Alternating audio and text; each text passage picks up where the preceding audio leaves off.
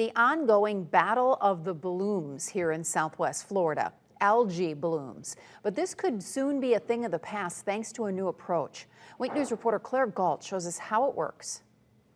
Floridians know this peaceful lake can cause chaos.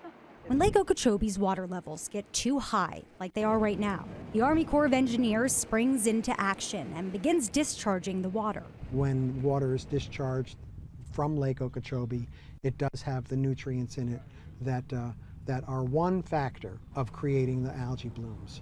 Southwest Floridians remember the green, smelly, dangerous blooms that coated our canals in 2018. Bob Verastro spent 22 years working to curb the brunt of the blooms. His research focused on the aquifer storage and recovery part of the Everglades Restoration Project, known as ASR. The project's goal? To build these wells they call ASR wells. When Lake Okeechobee was at a level that was undesirably high, we could take that water and bank it in ASR wells underground. After 2 years of testing and drilling, construction on the first 4 wells that will hold Lake O's water is complete. That's really the first time that ASR is being used for an environmental restoration.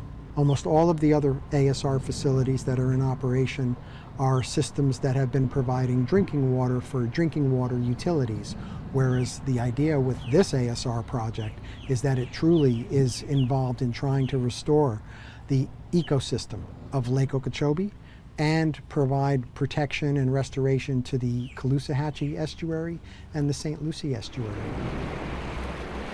Verastro took me on a boat to see the wells along the Kissimmee River. From above ground, they look like a lump of sand. That's because the large volumes of water are stored beneath the surface. But Verastro told me that's not the only advantage of the wells. They could also help during dry spells. It can be used both to pump water into it and to also recover the water from the well.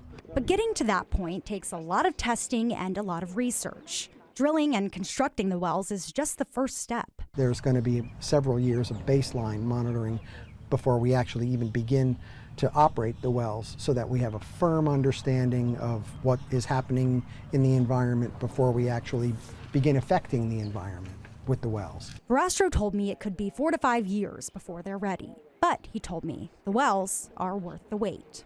On Lake Okeechobee, Claire Galt, Wink News.